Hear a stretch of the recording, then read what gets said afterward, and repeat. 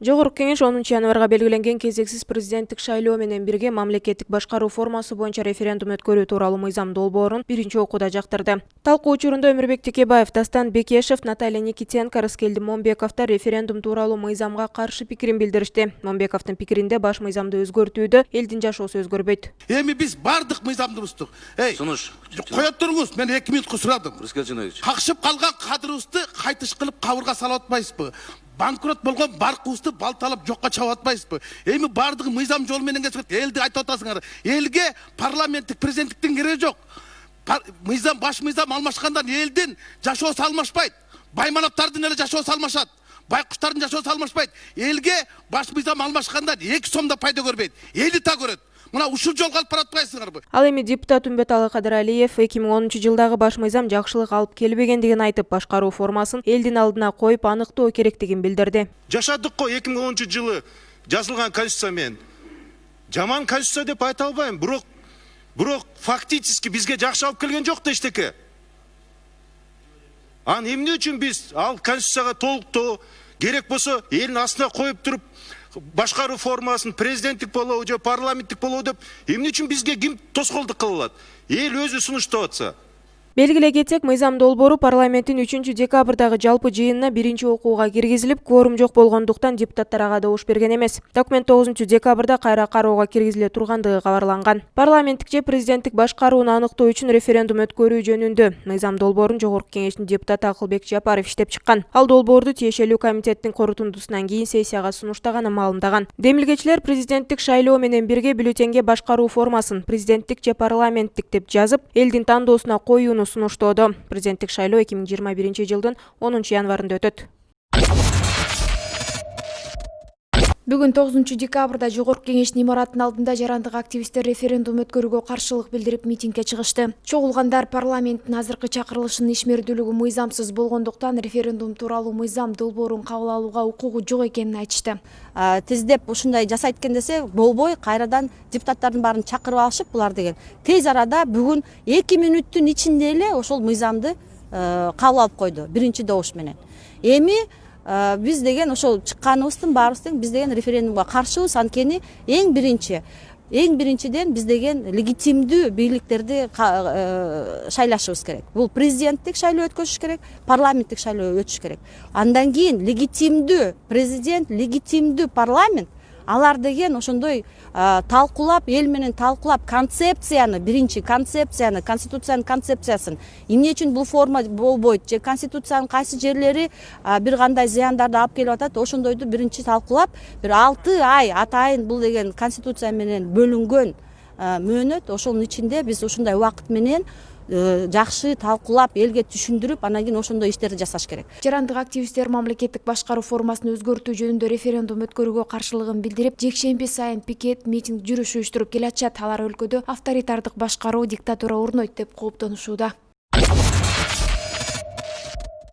Кыргыз Республикасынын президент милдетин аткаруучу Жогорку кеңештин төрагасы Талант Мамытов Россия Федерациясында иш сапарынын алкагында Москва шаарында жашаган кыргызстандыктар менен жолугушту. Бул тууралуу парламенттин басма сөз кызматы билдирет. Мекендештер менен түзүлгөн жолугушуу мүмкүнчүлүгү үчүн кубанып жаткандыгын айткан Жогорку кеңештин төрагасы бул баарлашуу жакындан пикир алышууда өтө маанилүү экендигине токтолду. Муну менен катар төрага Москвада өткөрүлгөн сүйлөшүүлөрдө эмгек мигранттарына түзүлгөн шарттарды жакшыртуу боюнча түзүлгөн чараларга өзгөчө көңүл бурулгандыгын билдирди. Ошондой эле жолугушууда миграциялык өзара байланыш, өлкөлөр ортосундагы аба жана темир жол каттамдардын толук калыбына келтирүү, кыргызстандык эмгек мигранттарынын үй бүлө мүчөлөрүнө милдеттүү медициналык камсыздандыруудан өткөрүү маселелери тууралуу сөз болду. Жолугушуу соңунда төрага Талант Мамытов мекендештердин сунуш пикирлерин угуп, кызыккан суроолоруна жооп берди.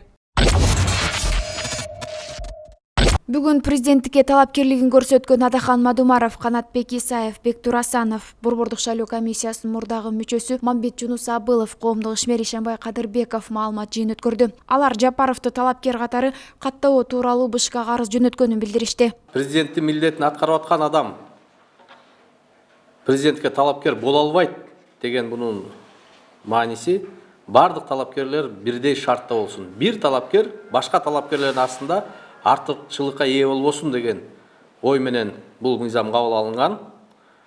Тилекке каршы Садыр Жапаров президент милдетин аткарып анан өткөрүп берип туруп катышып атат, бирок ошол өткөргөн учурда дагы баардык артыкчылыктарга ээ болду. УКМКнын төрагасынын өзүнүн партиялашын койду, башкы прокурор кызматка өзүнүн партиялашын дайындап алды. Президенттин аппараты бүгүнкү күндө баардыгы Садыр Жапаровдун буйругу менен, жарлыгы менен дайындалган адамдар. Ошол себептен биз мыйзам бузуу болуп атат. Борбор шайлоо комиссияга Садыр Жапаров талапкер катары катталбасын деген кайрылуу менен кайрылдык. Саясатчылар ошондой эле Садыр Жапаровдун шашылыш акталып шайлоого баратканын сынга алышып, ошол эле убакта саясий буйрутма менен соттолгон башка талапкерлерге чектөө коюлуп жатканын кошумчалашты. Садыр Жапаров же анын мыйзамдуу өкүлдөрү бул боюнча комментарий бере элек. Коронавируска каршы республикалык ыкчам штабтын бүгүнкү күндөгү маалыматы боюнча Кыргызстанда соңку бир күн ичинде COVID-19 илдети дагы 322 кишиден жаңы аныкталды. Илдеттен 2 адам каза болду. Каза болгондордун бири Бишкектин, бири Ош облусунун тургуну болчу. Соңку бир күн ичинде COVID-19 илдетине сакайып чыккандар пневмонияны эске алганда 494 адамды түздү. Расмий маалыматка караганда Кыргызстанда коронавирус пандемиясы башталган март айынан бери илдет 76.012 кишиге жукту. Анын 68.367 айыккандыгы айтылды. Вирустан 1.303 адам кайтыш болду. Мурдагы президент Алмазбек Атамбаевдин номер 47 абактан УКМКнын тергөө абагына которгону жатат. Бул тууралуу жактоочу Замир Жошов Фейсбуктагы өздүк баракчасы аркылуу билдирди. 1 декабря, поступило в районный суд дело Батукаева. Судья Термечиков принял решение содержать в дальнейшем Алмазбека Шаршеновича Атамбаева в СИЗО ГКНБ. Нет никаких оснований для содержания Алмазбека Атамбаева в СИЗО, поскольку он не скроется от суда, он не будет препятствовать ходу судебного разбирательства, и он не будет заниматься каким-либо преступным деянием.